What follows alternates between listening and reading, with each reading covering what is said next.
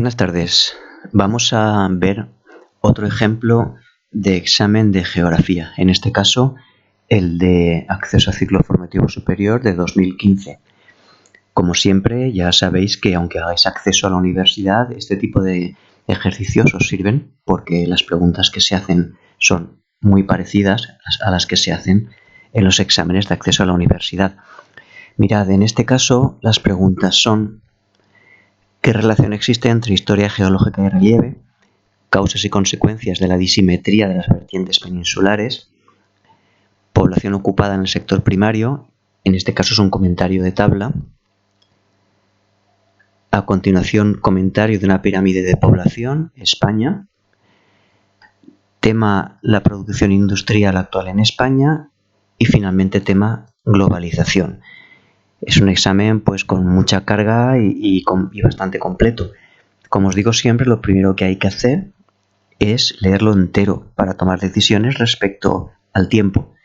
En el caso de los que hacéis ciclo formativo, sabéis que tenéis que abandonar una de las preguntas.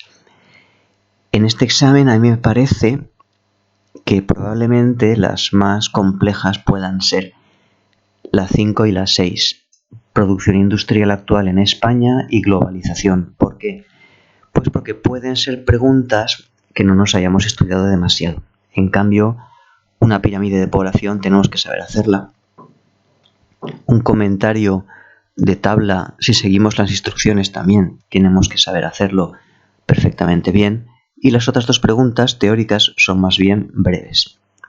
Vamos a ver cómo comentaríamos este ejercicio. Mirad, en mi opinión,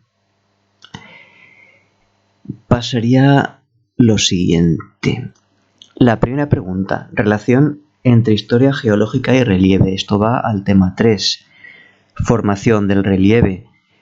Y es curiosamente una de las pocas ocasiones en que preguntan algo que no tiene que ver directamente con geografía de España. Esto hace referencia a la parte inicial del tema, en la que se habla de conceptos generales. Pero aquí la idea es bastante clara. ¿Cuál es esa relación? Bueno, pues que el relieve actual es el resultado de los procesos de orogénesis. Lo hemos estudiado en el tema. Ese combate, entre comillas, constante entre fuerzas internas y fuerzas externas. Aquí lo que hay que hacer es, una vez dada la condición inicial, la que os he dicho, la idea general es que el relieve actual es resultado de la historia. A partir de ahí lo que yo haría es hacer un breve resumen de en qué consiste el proceso de la orogénesis.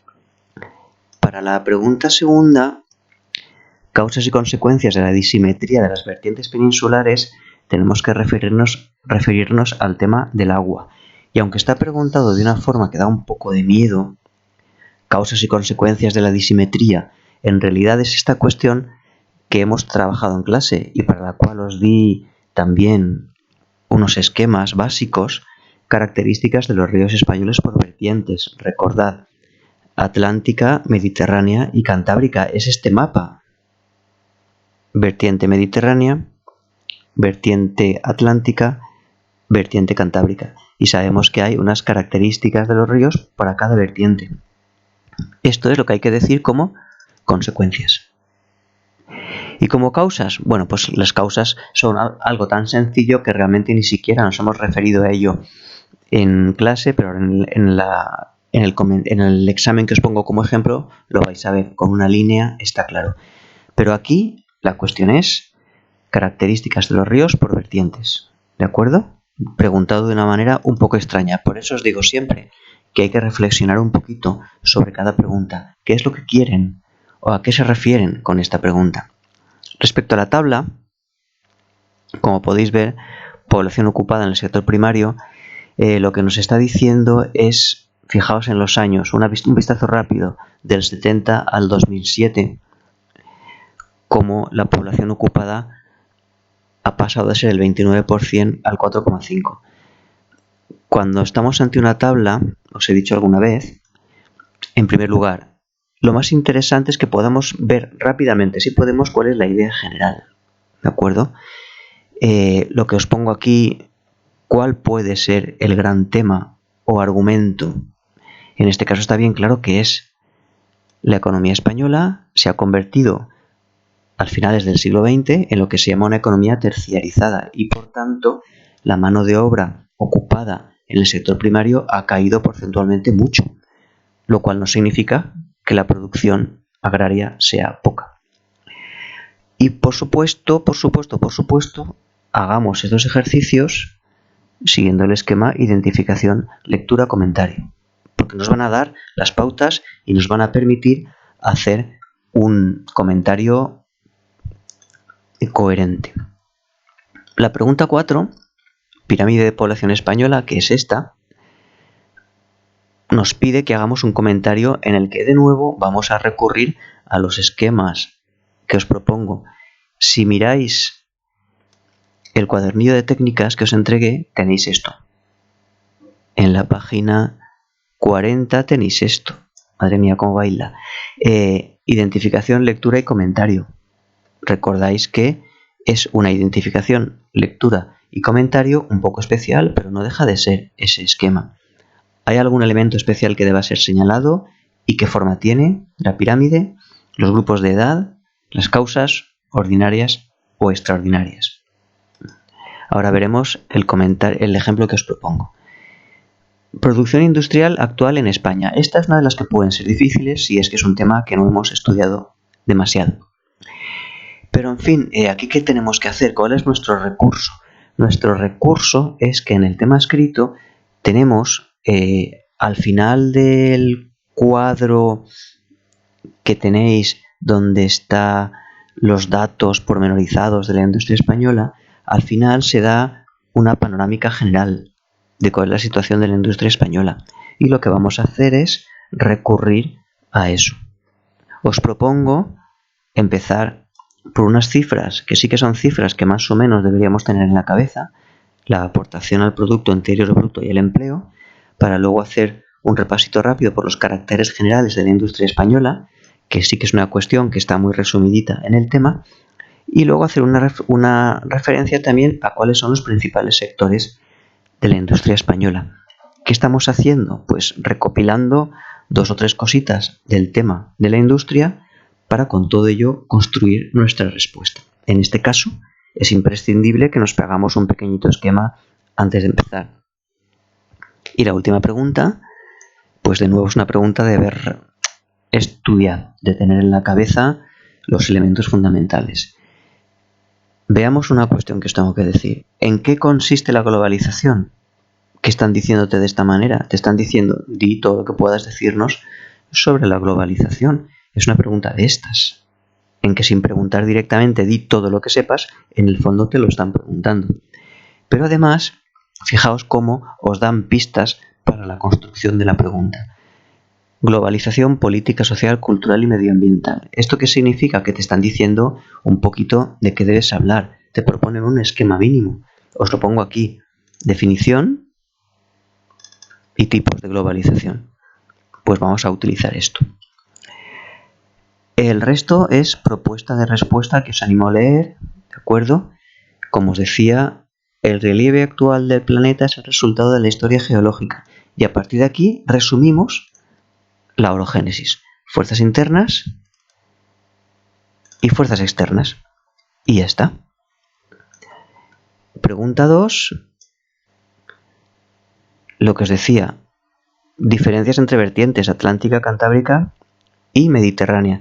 No la explicamos a tope, no hacemos el desarrollo completo de la ficha porque sería demasiado largo, pero sí que lo que vamos a hacer es hablar de la distancia, que es la cuestión fundamental a la hora de ver esto desde el punto de vista del relieve. Y luego otras cosas las podemos resumir con esta frase al final.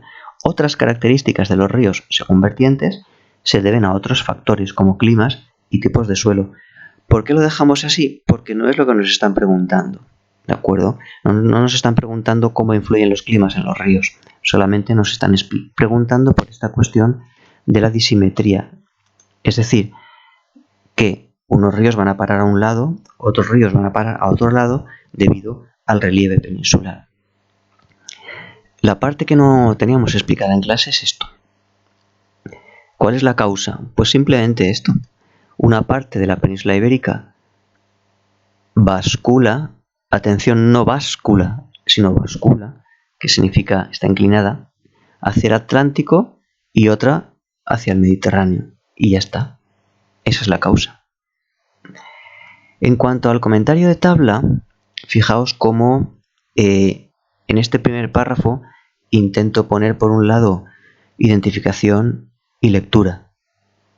Identificación. Estamos ante una tabla que presenta datos de la evolución de la población ocupada. Y fijaos cómo hacemos una lectura, una identificación un poco completa o compleja si queréis, porque la tabla lleva muchas cosas. Lleva por un lado dos tipos de datos.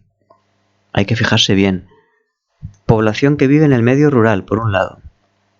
Por otro, población ocupada en actividades agrarias. Vamos a verlo aquí.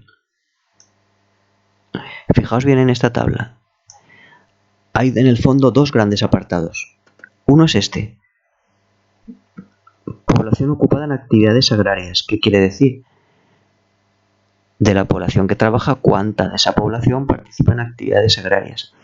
Pero todo esto de aquí es población rural, es decir, gente que trabaja y que no trabaja, de todas las edades, que viven en el ámbito rural. A su vez, lo divide en municipios de menos de 2.000 habitantes y municipios entre 2.000 y 10.000. Porque entiende que a partir de 10.000 ya no es medio rural, ¿de acuerdo? Por tanto, es necesario que hagamos, como todo este párrafo, primero una identificación completa de qué tenemos delante. Eso llegaría hasta aquí. La segunda parte de este párrafo es la lectura. Datos en valores absolutos y relativos. Se puede observar que en todos los casos hay caída en las cifras. No hace falta ser detallosos hasta el infinito. Una visión general rápida. Y después, el comentario. El comentario, como os he dicho, es lo que os digo, que en España los sectores secundario y sobre todo terciario ocupan cada vez mayor porcentaje de mano de obra. ¿Eso a qué se debe? A que España se ha convertido a partir de ese momento en lo que llamamos una economía terciarizada, es decir, que la mayor parte de la población activa y de la aportación al Producto Interior Bruto sale de las actividades que llamamos sector terciario. Tenemos que ir a acabar a esto. Cuando nosotros tenemos, como os decía antes, una idea que es la idea que unifica o que da sentido a todo el comentario, estamos bien, porque sabemos que todo lo que vamos a decir nos dirige hacia esta idea final, ¿de acuerdo? Aquí lo que hablamos es, pues dar las razones por las cuales está pasando esta modernización del sistema, demanda de mano de obra de otros sectores y el mayor atractivo que presenta para gran parte de la población vivir en zonas urbanas. Pirámide de población. Recordad que para la pirámide de población vamos a utilizar el esquema especial de identificación, lectura y comentario. Primero, estamos ante, ¿de acuerdo? Segundo, lectura. ¿Qué tipo de pirámide es? Pirámide de tipo regresivo. Segundo, relación entre los grupos de edad. El grupo de edad adulta es el más numeroso. Y finalmente, elementos especiales. Una entalladura, un cambio de tendencia y mayor nivel de supervivencia. Mirad aquí.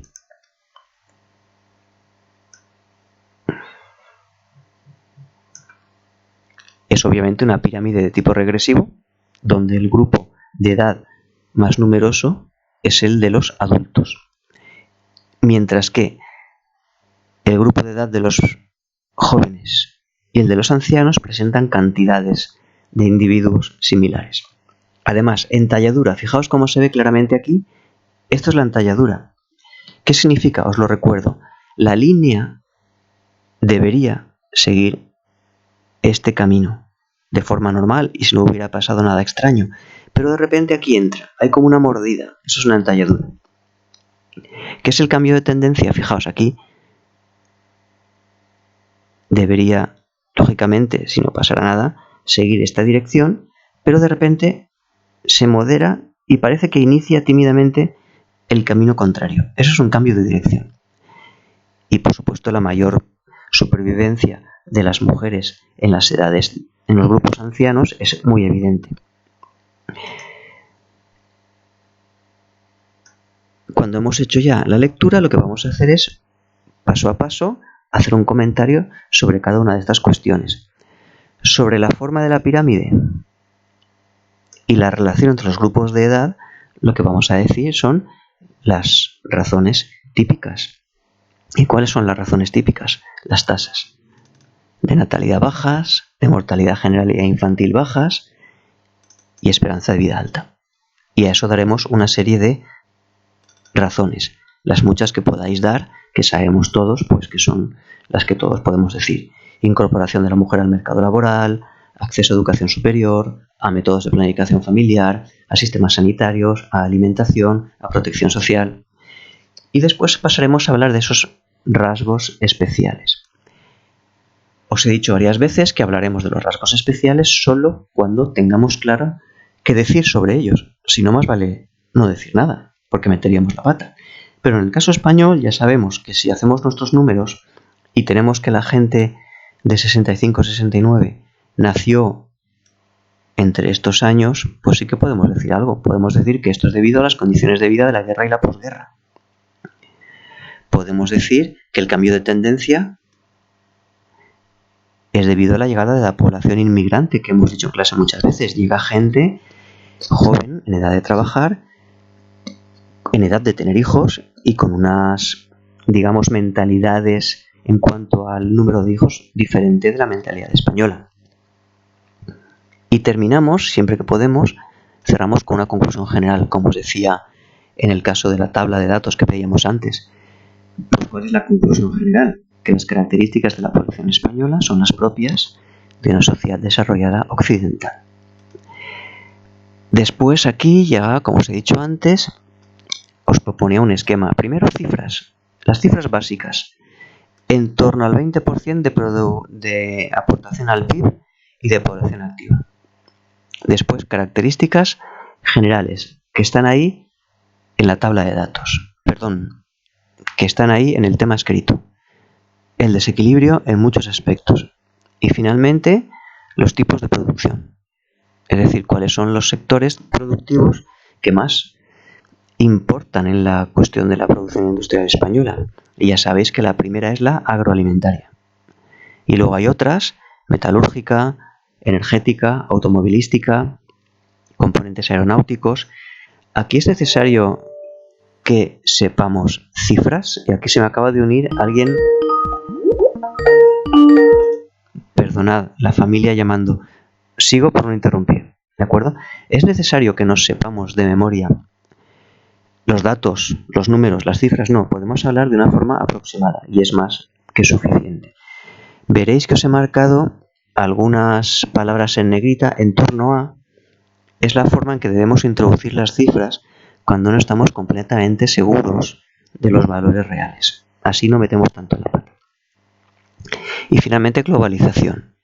Ya os he dicho que una definición en primer párrafo que podría continuarse en este segundo párrafo y después, aprovechando las pistas que nos han dado en la pregunta, hablaremos de la globalización desde el punto de vista político, social, cultural y medioambiental. Como estos 4 elementos están en la pregunta, nosotros tenemos que, aunque sea de pasada, decir algo sobre cada uno de ellos. ¿De acuerdo? Fijaos cómo, para terminar, os añado en negrita también algunas expresiones que conviene utilizar. Podría definirse, tiende a. Son todas ellas